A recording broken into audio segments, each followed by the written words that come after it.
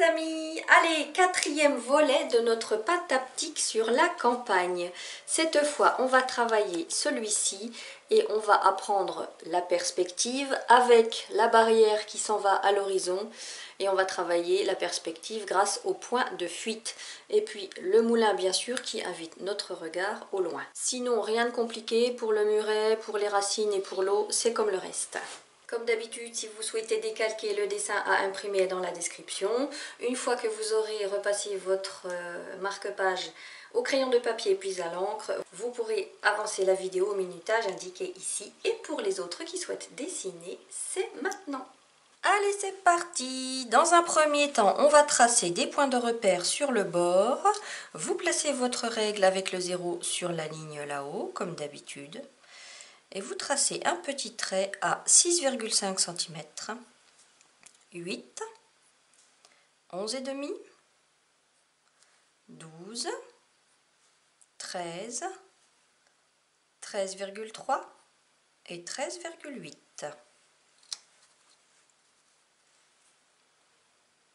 Ça c'est le marque-page d'avant, ça c'est le marque-page qu'on va faire aujourd'hui. Celui d'avant, vous le positionnez pile poil à côté de l'atelier d'aujourd'hui. La ligne de votre colline du dessus, vous la rejoignez avec le premier point, une jolie courbe assez plate, à vous. La deuxième avec le deuxième point, qui remonte, à vous. La troisième ici avec le dernier point, ça va être la berge, donc en tremblotant, manière irrégulière, à vous.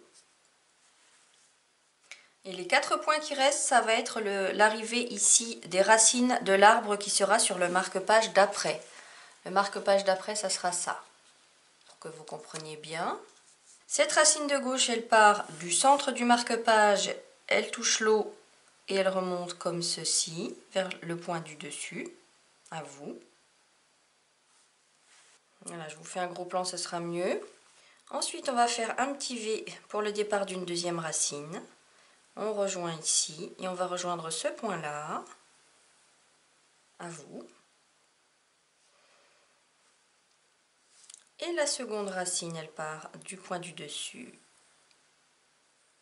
Elle fait comme ça, à vous.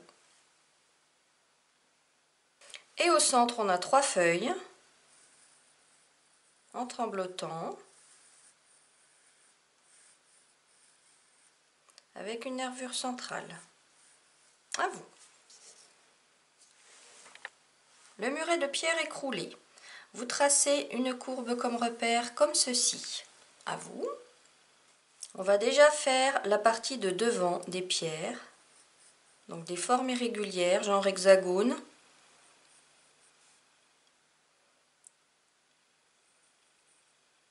Que vous entassez comme ça.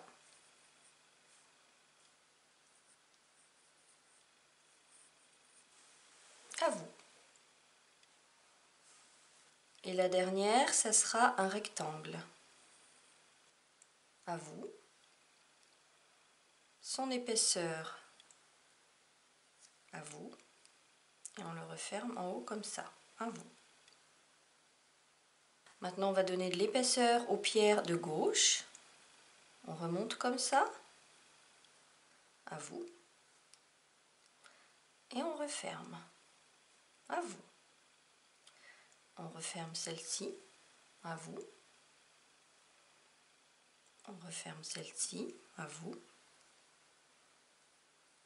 Donc de manière irrégulière. À vous. Et celle-ci, il y aura un trou ici. À vous. Au sol, on va faire des petites bosses. À vous. Et après, c'est à l'encre qu'on donnera de la structure et qu'on tremblotera pour cette grosse pierre ici. Pour notre barrière, ça s'appelle un point de fuite, c'est-à-dire qu'elle va partir large ici et tout va se rejoindre sur le même point à l'horizon. Alors, ce point à l'horizon, vous le marquez. Vous partez à environ d'1 cm du bord et vous faites un joli dôme qui va rejoindre ce point de fuite. À vous. Depuis votre point de départ, vous mesurez 7 mm. à vous. Et vous allez rejoindre parallèle à ce dôme le même point de fuite, à vous. Et maintenant, on va pouvoir tracer nos piquets. Et chaque piquet sera contenu entre ces deux lignes-là. Le premier vertical.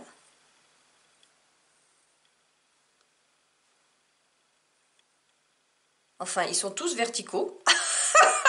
Ils sont tous verticaux. Et vous les faites comme ça, toujours entre les deux lignes. Et plus ça va, plus c'est petit bien sûr. Et plus ça va, plus ils sont serrés. Et puis bon, bah, les derniers, bah, c'est juste des petits traits, tellement c'est loin, on ne voit pas les détails.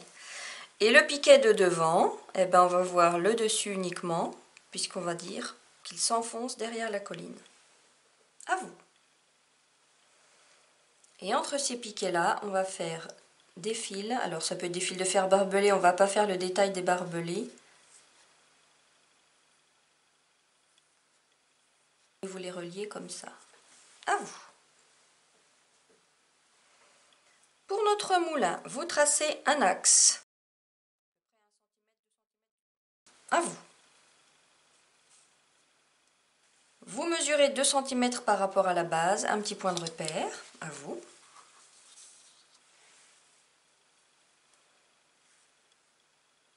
Un petit dôme pour le toit, avec un sourire, très léger, à vous. Et les murs. Alors, il faut que ça soit symétrique. Vous voyez, à gauche, il est moins penché qu'à droite, donc je rectifie. À vous.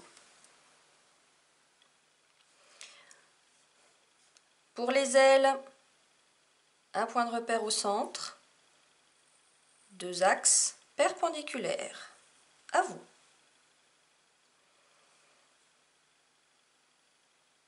Et on double ses ailes toujours par la gauche. Un petit rectangle. À vous. Et 2 petites fenêtres. Voilà, pas beaucoup de détails. C'est un moulin qui est à l'horizon. Donc il y aura, vous voyez, assez peu de couleurs aussi. Et enfin, le feuillage. 3 branches.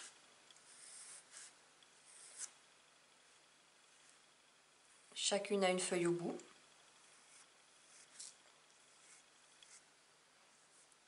Un V à l'envers, un V à l'envers, une feuille au bout. Donc là, vous pouvez faire en même temps que moi. 1, 2, 3. Et quand les feuilles se touchent, elles passent derrière ou devant, c'est vous qui décidez.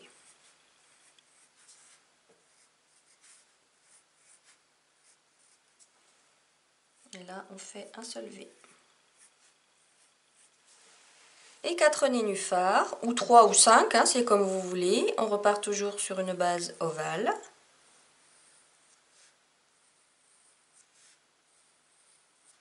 Avec la petite coupure en V.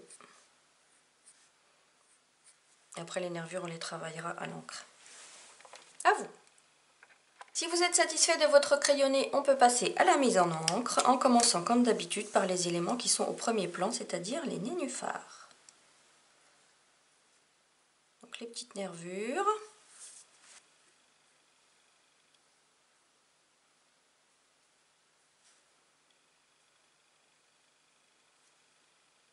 Donc là pareil, pour la mise en encre, je ne dis pas à vous, faites en même temps.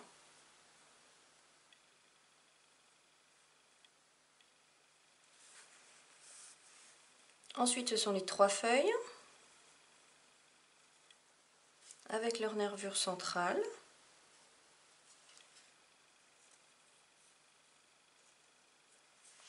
Les racines. Alors la base des racines, elle peut avoir un sourire et puis des petits mouvements d'eau.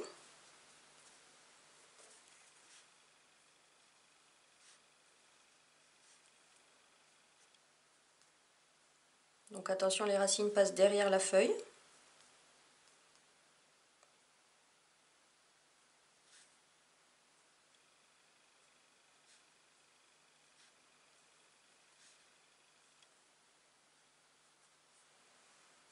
La berge.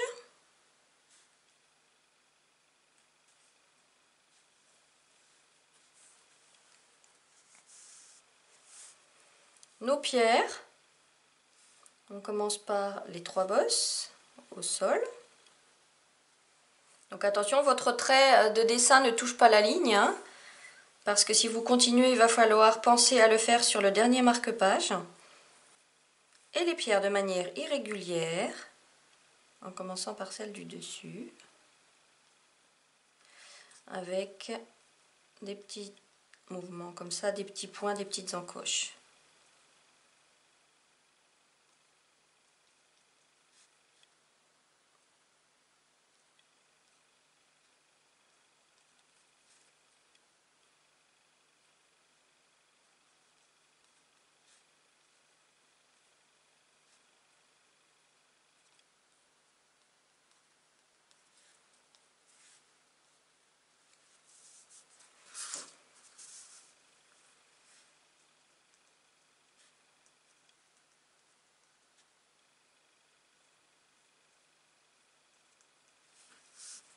Et la grosse pierre, là pareil, vous lui donnez une structure très irrégulière, très usée.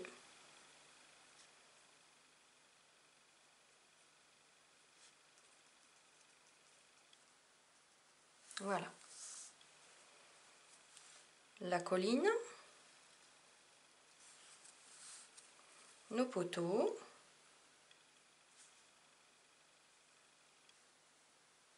Alors aux trois premiers, on peut donner une structure. Après, on va commencer à plus voir la structure.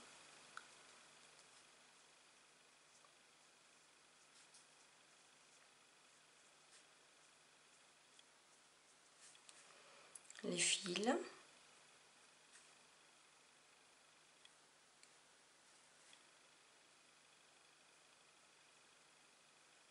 Donc plus ça va, plus les fils sont serrés. Et après, on n'en voit plus qu'un. La colline.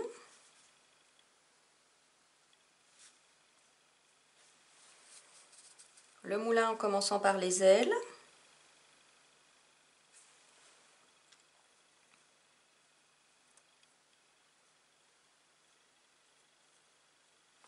Auquel on peut faire des petits traits pour leur donner une structure. Le toit, en passant bien derrière les ailes. Et le corps du bâtiment, avec fenêtre et porte. Et on termine en repassant tout simplement sur le feuillage.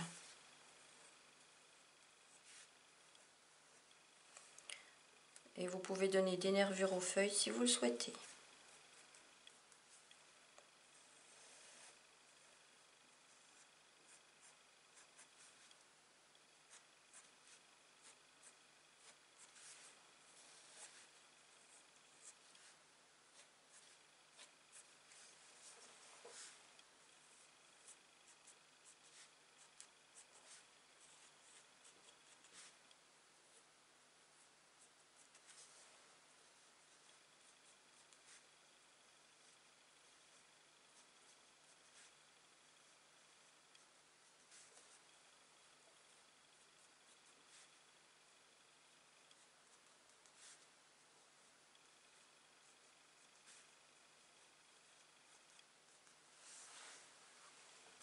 Voilà, si vous êtes satisfait de votre dessin, eh bien on gomme le crayonné et on peut passer à la mise en couleur.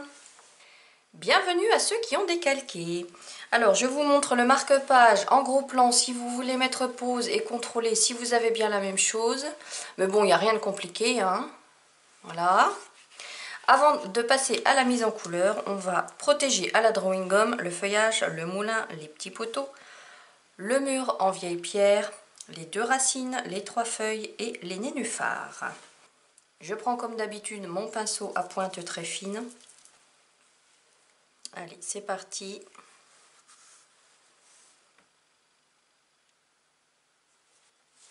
Voilà, j'ai terminé ma protection. Je vous montre donc tout.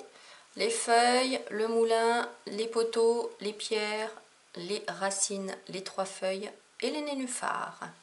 Je vous invite à mettre pause sur la caméra afin d'œuvrer et je vous retrouve de suite. Alors j'ai ouvert la fenêtre, il se peut que vous entendiez les oiseaux. Je vous invite à positionner le marque-page d'avant sur votre gauche ou sur votre droite si vous êtes gaucher afin d'avoir les mêmes bains de couleurs, hein, et préparez les couleurs que vous aviez utilisées dans les marque-pages précédents pour le ciel et les collines. Moi j'avais utilisé du cobalt turquoise de chez White Nice, donc c'est celui que je vais réutiliser. Je prépare mon eau, je prends de mes 3 pinceaux le plus gros. Alors je dis toujours que je conseille cela aux débutants, mais si vous êtes débutant et que vous avez déjà des pinceaux aquarelle, bah c'est très bien, hein, vous les achetez pas ceux-là exprès. Hein. Allez, mon gros pinceau, je mouille tout mon ciel. Donc je vous explique pas, hein, vous avez fait ceux qui sont avant les marque-pages, donc vous connaissez le principe.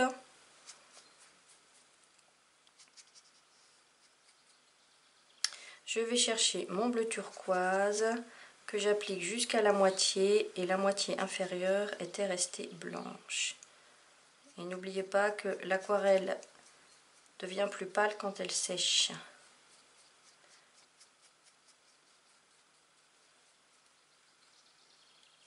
Voilà, donc j'ai mouillé jusqu'à ma colline et je n'applique la couleur que jusque là. Après, vous avez le droit de faire des petites parties un peu plus intenses. Hein.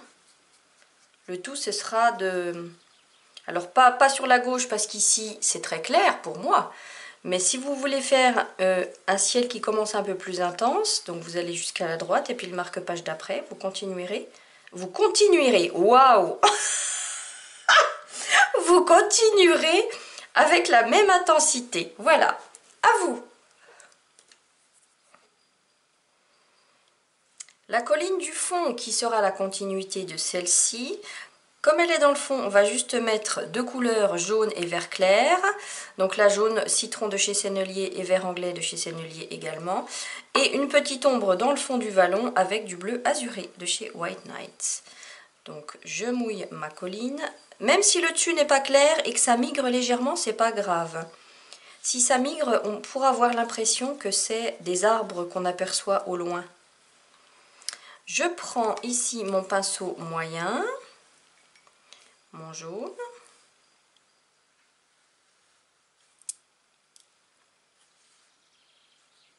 Je vais laisser... Alors ici, il n'y avait pas de tache de lumière, donc là, j'en mets pas. Par contre, je vais la laisser au centre.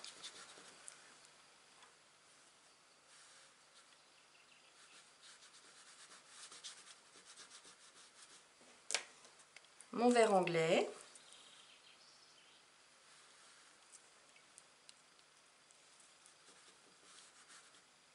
Sur la moitié inférieure. Puis un petit peu sur le dessus aussi. Et avec mon bleu azuré, je vais tracer l'ombre de tous mes poteaux. Donc on n'oublie pas que la lumière vient de la gauche.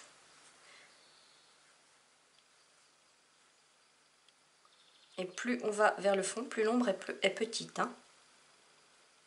Voilà. Et puis une ombre dans le vallon aussi.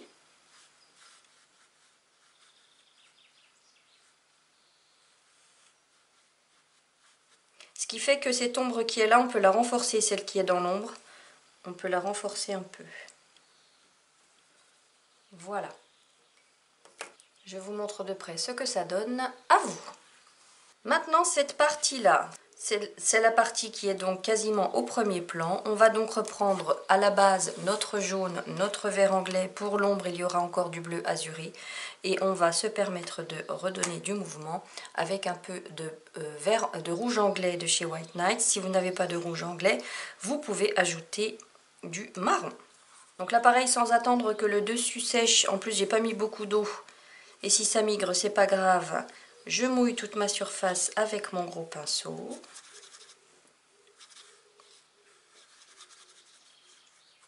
Je prends mon pinceau moyen. Je replace mon marque-page à gauche pour bien faire attention à la continuité. Et c'est parti. Donc là, vous pouvez y aller avec plus d'intensité au niveau des couleurs. Hein. Je peux laisser une petite tache blanche au-dessus des pierres.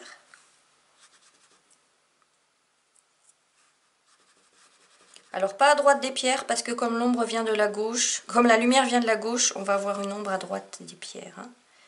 Et là par contre, on peut peut-être se permettre aussi de laisser une petite tache de lumière.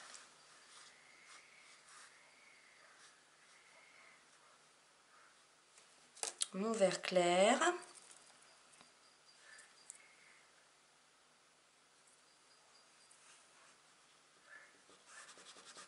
que j'applique en bas en faisant le tour de ma tache de lumière.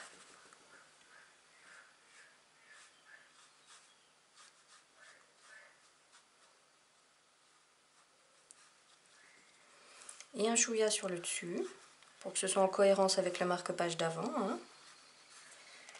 Un petit peu de mouvement. Ici, vous voyez, mon rouge anglais, il était là. Donc je vais en remettre un petit peu à ce même niveau-là.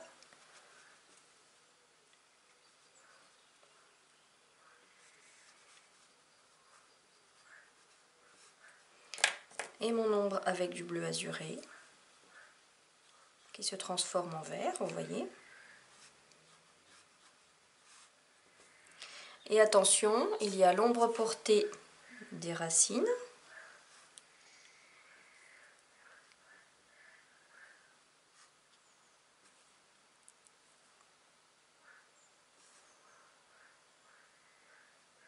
Donc là, vous pouvez tapoter pour déposer beaucoup de pigments.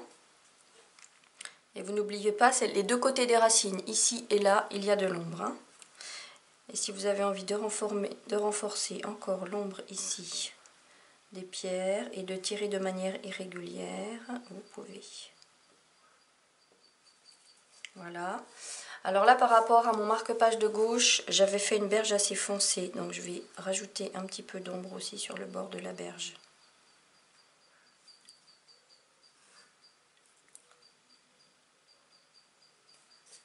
Voilà, à vous.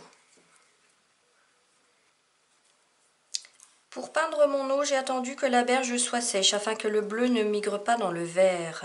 Comme d'habitude, j'utilise ces deux couleurs, cobalt turquoise pour le bleu clair, bleu azuré pour le bleu foncé. Je prends mon pinceau moyen, je mouille toute ma surface et j'applique mon bleu qui va descendre tout seul, vous voyez, en longeant bien les bords. Si vous avez envie, alors autour des nénuphars, vous mettez de la couleur. Après, vous pouvez laisser des taches blanches.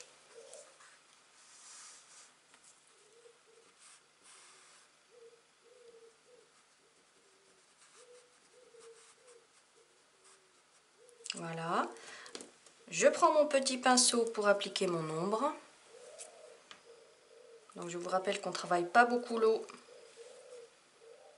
C'est pas l'objectif de ces ateliers.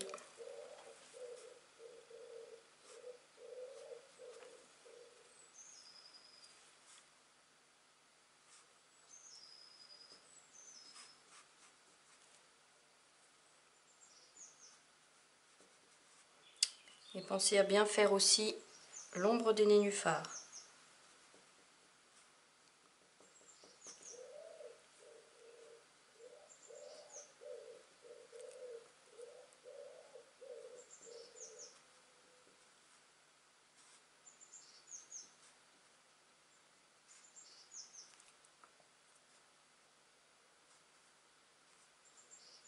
Voilà, à vous. Lorsque toute votre peinture est sèche, vous pouvez retirer la drawing gum.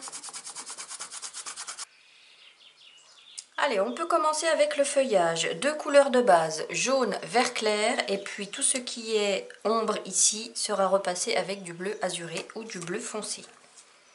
Donc on travaille à sec, on va déjà toutes les peindre à sec en jaune. Donc là vous pouvez faire en même temps que moi.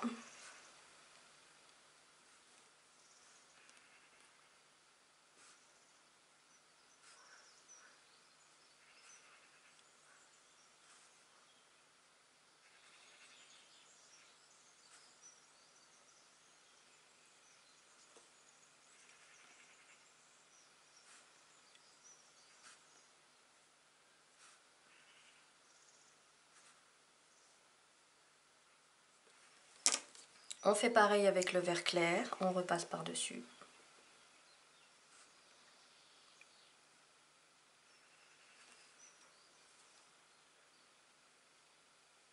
Si vous avez envie de laisser une petite touche de jaune au centre, vous pouvez, si vous avez la place.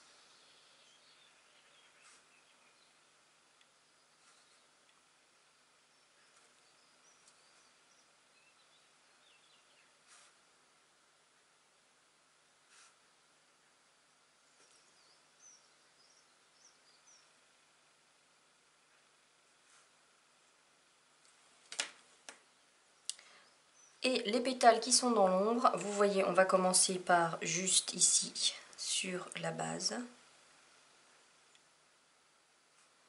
Ici la base aussi. Ici la moitié.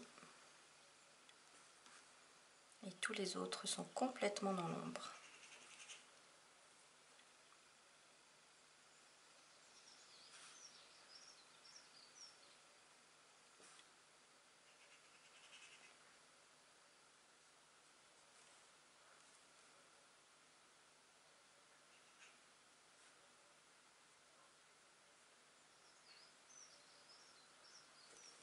À vous. Le corps de notre moulin est tout simplement travaillé avec du gris très très léger. J'en ai ici dans ma coupelle, je vais l'utiliser. Je garde mon petit pinceau, je mouille le corps de mon moulin en passant sur les fenêtres. Je ne m'en occupe pas. Je vais chercher mon gris. Et je travaille la partie qui est à droite. On n'oublie pas que la lumière vient de la gauche. L'ombre portée de l'aile. Ça, c'est une première couche. Il se trouve que j'ai dans ma coupelle un petit peu de violet. Je vais en chercher pour donner un petit peu de mouvement à cette ombre. Et je vais chercher du gris un peu plus pur directement dans le godet pour renforcer juste les bords. C'est-à-dire juste sous l'aile, sous le toit et sur la droite. Pas plus que ça. À vous. Mon toit, je vais les travailler en jaune et en rouge anglais. Donc vous pouvez prendre du jaune ou du marron clair. J'applique mon jaune à sec en évitant l'aile qui touche, les ailes qui touchent. Et je travaille mon rouge anglais juste sur la moitié droite.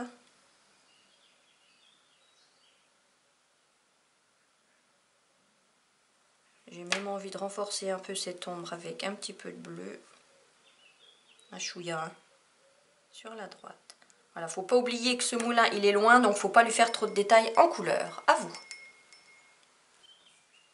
On attend que ça sèche. Mes poteaux, comme on avait travaillé la barrière du pré, ça va être une base de jaune et de rouge anglais ou de marron. Et puis là c'est pareil, on applique tout ça à sec.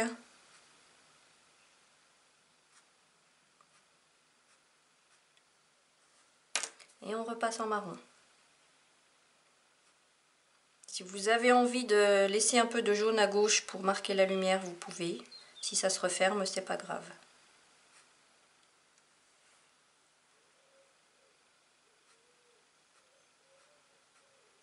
À vous. Nos pierres, ça sera du gris clair très dilué pour commencer, suivi de gris pur pour l'ombre. Et on va donner du mouvement avec un petit peu de violet rose. Ici toujours le numéro 608 de chez White Nights que j'avais utilisé pour l'iris, si vous vous souvenez. Donc essayez d'utiliser un petit peu pour les mouvements les autres couleurs que vous avez utilisées dans les autres marque-pages pour avoir une cohérence de l'ensemble. Je prends mon pinceau moyen pour mouiller toutes les pierres. C'est pas la peine de les faire une à une. Je vais chercher mon gris clair que j'applique partout.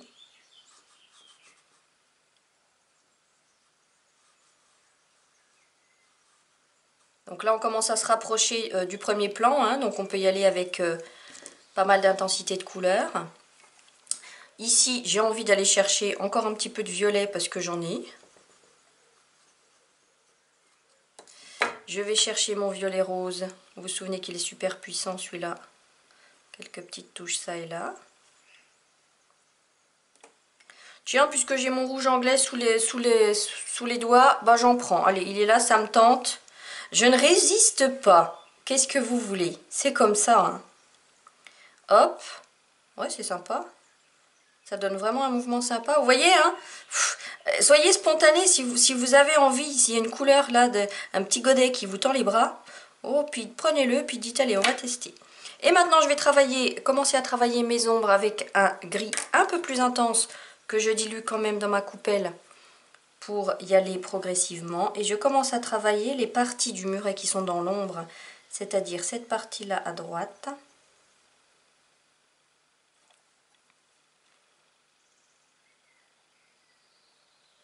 Vous tapotez pour laisser apparaître le violet et le marron derrière. Alors vous touchez pas ça, ça, ça là. Tout ça c'est dans la lumière et cette partie là aussi.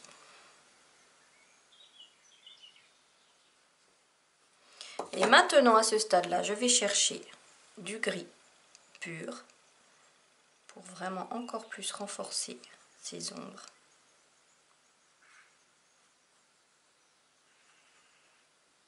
Donc vous y allez vraiment progressivement pour au fur et à mesure voir ce que ça donne et adapter.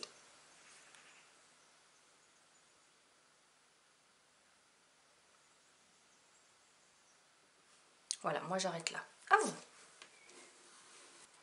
Maintenant, je vais travailler mes racines qui arrivent ici et je vais les travailler avec des couleurs différentes d'ici parce qu'ici, vous voyez, ça manque de lumière pour moi. Donc, je vais prendre une base de jaune. Ensuite, je vais travailler avec du orange pour changer un peu et travailler mes ombres avec du terre d'ombre brûlé. Si vous utilisez ces couleurs-là, vous les notez bien pour pouvoir les réutiliser pour le gros tronc qui sera dans le dernier atelier. Je mouille ma racine. Je peux même y aller directement sur les deux parce que c'est pas large. Comme ça, je serai sûre d'avoir le même bain. J'applique mon jaune.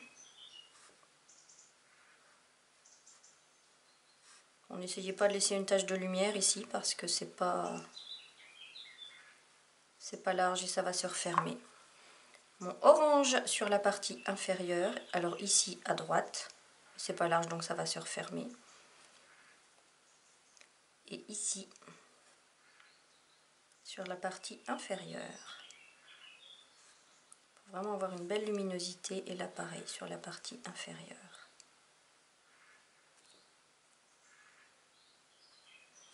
Alors vous savez quoi, avant d'appliquer mon terre d'ombre brûlée, j'ai envie de donner du mouvement avec du rouge anglais ou du marron clair ou du terre de sienne, vous pouvez aussi prendre.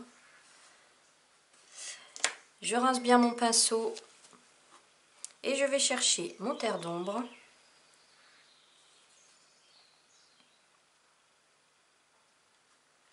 Que j'applique sur la partie inférieure et il va migrer tout seul vers le dessus, vous voyez.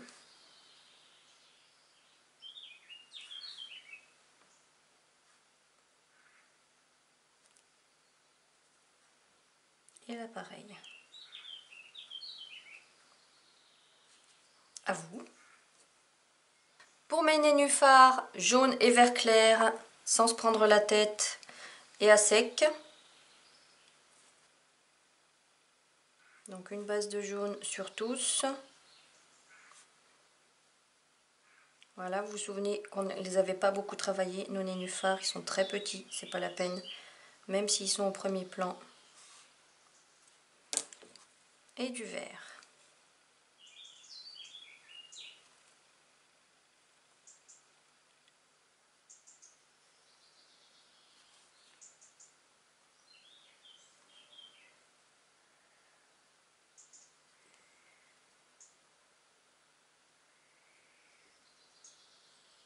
Voilà. À vous. Et puis mes trois petites feuilles qui sont ici, j'avais voulu changer un peu de couleur. J'avais mis du rouge et du bleu azuré pour l'ombre. Donc là c'est pareil, vous leur donnez la couleur que vous voulez, hein. On se lâche ici au point de vue imaginaire. Donc à sec pareil parce que c'est pas large. Mon rouge clair.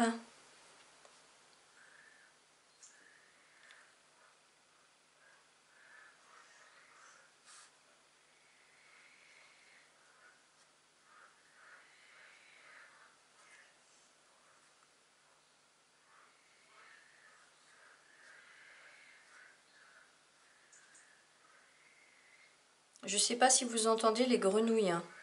Mais il y a un vrai concert là. Et sans attendre que mon rouge clair soit sec, à la base, une petite ombre en bleu.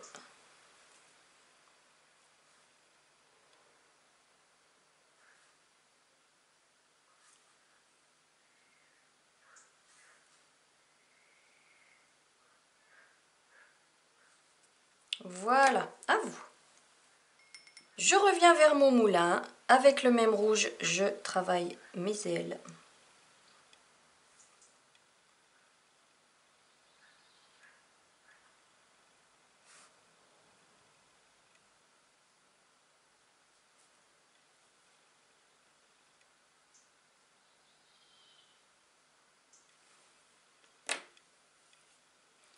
Et avec mon marron clair, je travaille la moitié, histoire de leur donner un petit mouvement.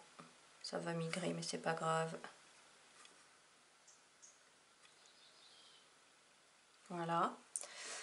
La fenêtre et la porte, ça peut être une base de marron, puisque je l'ai dans la main. Et puis, on peut rajouter un petit peu de bleu par-dessus, juste pour la fenêtre. À vous. Notre pâte à p'tique prend forme. Est-ce que ça vous a plu? N'hésitez pas à poster vos œuvres ou à me les envoyer. Si vous avez rencontré des difficultés, parlez-moi.